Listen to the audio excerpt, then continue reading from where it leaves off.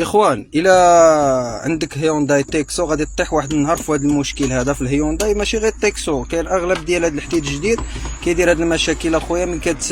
من كيحلوا بواطا فيتاس ولا شي فيش ولا شي حاجه، ولا الزيت كتموت، كتفوت واحد المده كتموت، كدير لا بواط فيتاس كدير واحد السيركوليزاسيون بحال هادي كما كتشوفوا. ها هي ما كتبغيش السيليكتور، ما كيبغيش يتحرك، واخا تكوردو كاع ما يجيش عندك.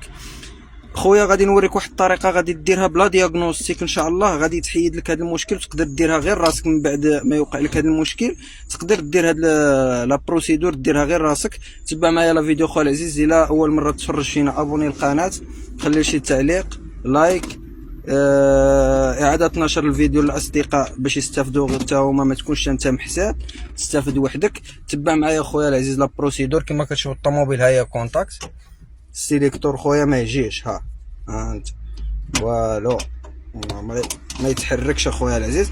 غادي تجي غادي تقلع اخويا. هاد كتشوف هاد البلاصه هادي غادي تقلع هاد الكروشي هذا، غادي تقلعو. هو كيطلع هنا بواحد الطورنوفيس، طلعو بالطورنوفيس منه، وغادي تجيب شي طورنوفيس رقيق. خصك ضروري طورنوفيس رقيق اخويا بحال هذا.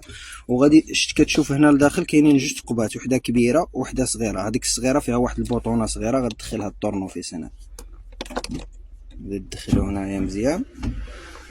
غادي تبقى مورك على هاد البوطون. ها هي شتا تكات هو دروك الطورنوفيس. غادي نجبدو لوفي دي فيتاس ونوليو نوركو عليه، نديروها في الان ونوليو نوركو عليه، نديروها في الدي ونوريو نوركو عليه. من بعد غادي نحيدو خويا هاد الطورنوفيس كاع. ها هو غادي يشعلو هنايا، شوف ها هي ار ها هي بي، شوف ها هو السيليكتور ولا نورمال. هانت والله خويا نوريك شي حوايج والله الا سير المهنه. لهذا تفاعل مع الصفحه خويا باش نبقى نعطيك معلومات بحال هادو اللي تبقى تخدم بهم على راسك. ها انت خويا بلا اورديناتور نديرو لها الروميزه زيرو بلا اورديناتور اصاحبي. ها انت نديماريو، هيا امارش. ها انت ها هما لي فيتاس بقاو يفوتو نورمال. ومن بعد اخويا غادي ترد هاد البلاستيكه هادي هنايا، دير لها هكا،